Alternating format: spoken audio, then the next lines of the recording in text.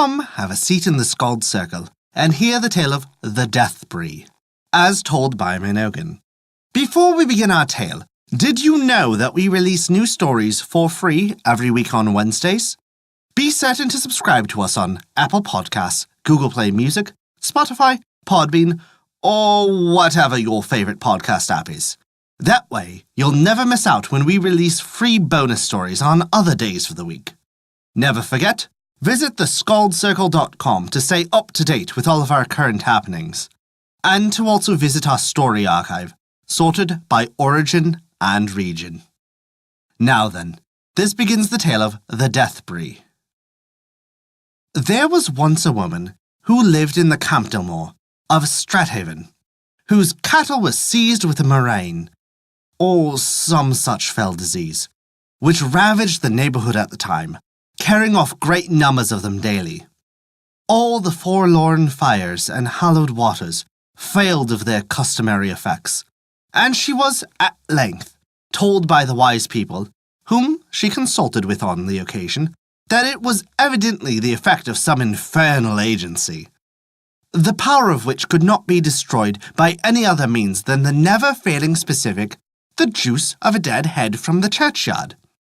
A nostrum certainly very difficult to procure, considering that the head must needs be abstracted from the ground at the hour of midnight. Being, however, a woman of stout heart and strong faith, native feelings of delicacy towards the sanctity of the dead had more weight than the fear in restraining her for some time from resorting to this desperate remedy. At length, seeing that her stock would soon be annihilated by the destructive career of the disease, the wife of Campdellmore resolved to put the experiment in practice, whatever the result might be. Accordingly, having with considerable difficulty engaged a neighbouring woman as her companion in this hazardous expedition, they set out a little bit before midnight for the parish churchyard. It was about 1.5 miles from her residence. On arriving at the churchyard, her companion, whose courage was not so notable, appalled by the gloomy prospect before her, and she refused to enter the habitations of the dead. She, however, agreed to remain at the gate till her friend's business was accomplished. This circumstance, however, did not stagger the wife's resolution.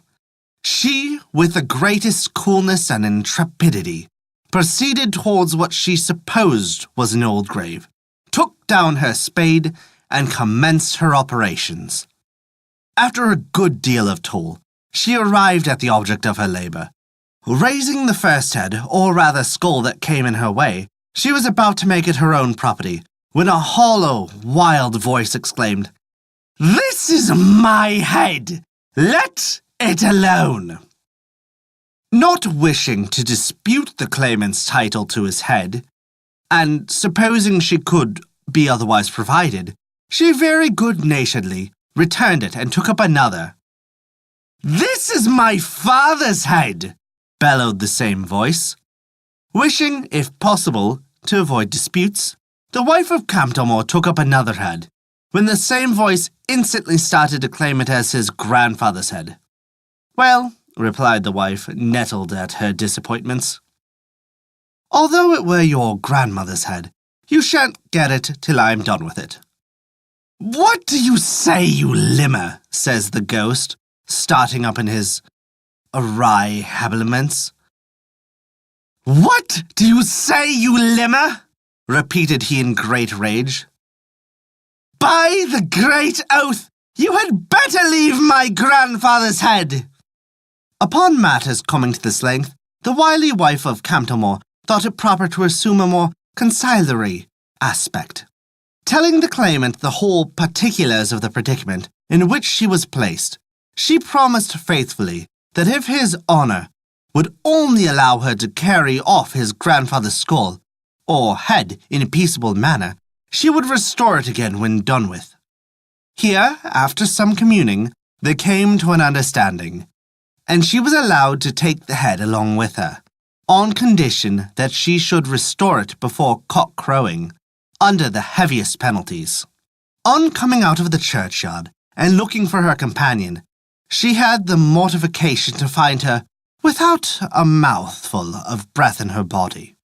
For on hearing the dispute between her friend and the guardian of the grave, and suspecting much that she was likely to share the unpleasant punishments with her threatened friend, at the bare recital of them she fell down in a faint, from which it was no easy matter to recover her.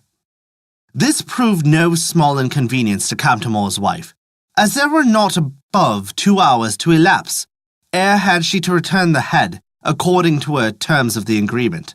Taking her friend upon her back, she carried her up a steep acclivity to the nearest adjoining house, where she left her for the night, then repaired home with the utmost speed, made Death Bree of the head ere the appointed time had expired, restored the skull to its guardian, and placed the grave in its former condition.